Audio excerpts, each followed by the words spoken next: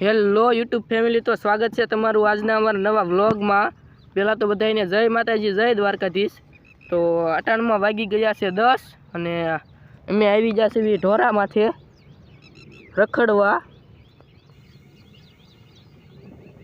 અને આ અહીંયા અમારા ગામનું તળાવ છે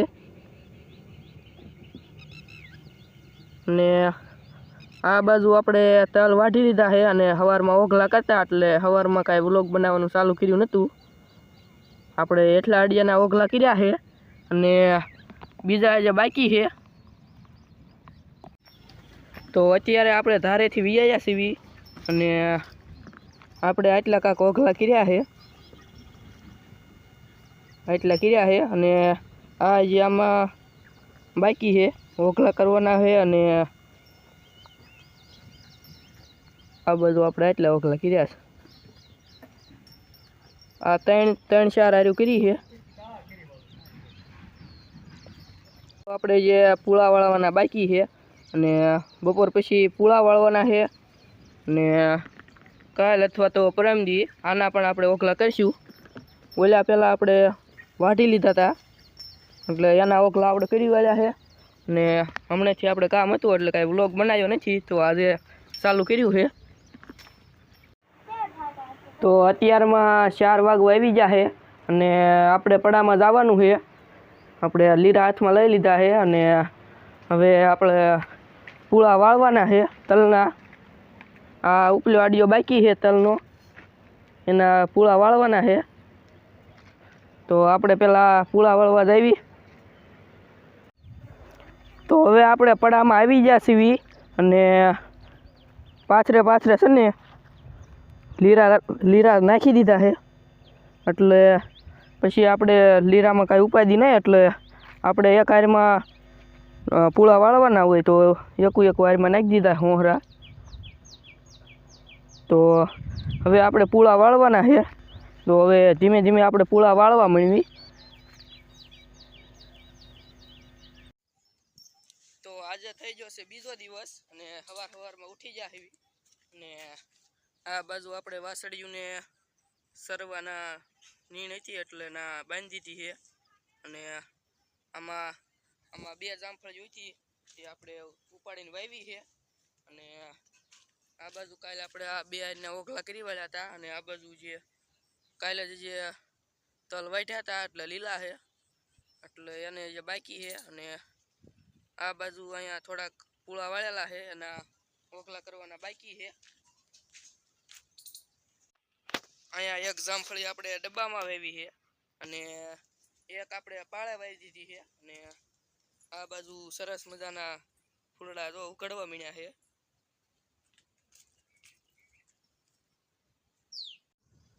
અને આપણે આ બાજુ બાજરો વાવેલો છે નીણ માટે અને અહીંયા આપણે બીજી વાડી છે નાથી जार વાટીને ભરી આવી અને અહીંયા આટલામાં ઓઘલા કર્યા છે અને આ થોડીક આમાં અહીંયા નીણ ફરતે નાખી છે અને આ બધી આપણે નીણ જ છે, અહીંયા ખોવડા વાહે અને બધી આપણે નાખી દીધી છે અને હવે થોડા સમયમાં આપણે એને ખડકવાની થાય, કેમ કે હવે વરસાદ હતો એટલે કંઈ ખડકી નથી। તો અત્યારે આપણે આટલા ગુંદા ઉતાર્યા છે અને ડાળી વળી ગયેલી હતી એટલે એ આપણે કાપી નાખી છે। અહીંયા આપણે ડાળીઓ કાપી નાખી છે અને હજી ગુંદા ઉતારવાના બાકી છે। અહીંયા કણે ગુંદા આપણે બહુ આવ્યા હતા એટલે ડાળીઓ નીમી ગઈ એટલે કાપી નાખી છે અને હજી આમાં ઘણા બધા ગુંદા છે।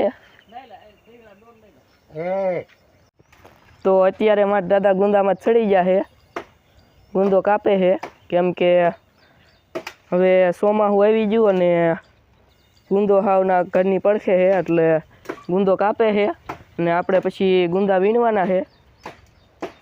જો ગુંદા કાપે છે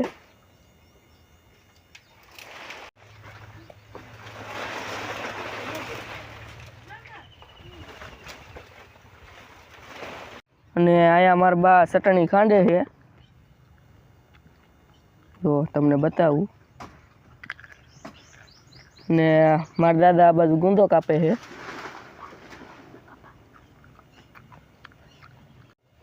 તો અત્યારે આખો ગુંદો બોળો કરી નાખ્યો છે અને અમારે રવિભાઈ ગુંદા તોડે છે, મારો ફૂઈનો છોકરો. અને આ જો હાવ એટલે હાવ બોળો કરી નાખ્યો છે. તડકાનું થોડુંક ઓલું થાય છે. જો અહીંયા કણે આ પાકલ ગુંદા ખાય છે, તોડાવતી નથી કાંઈ. જો પાકલ નકરા ગુંદા જ ખાય છે. ઘડીક તોડાવીને જો ના પાડે છે. એકલી નકરા પાકલ ગુંદા ખાય છે, કાંઈ તોડાવતી નથી. અમારે ગુંદા તોડવા પડે છે. જો તો આ ડાળમાં જોવો તમને બતાવું, આમાં બહુ ગુંદા હતા. જો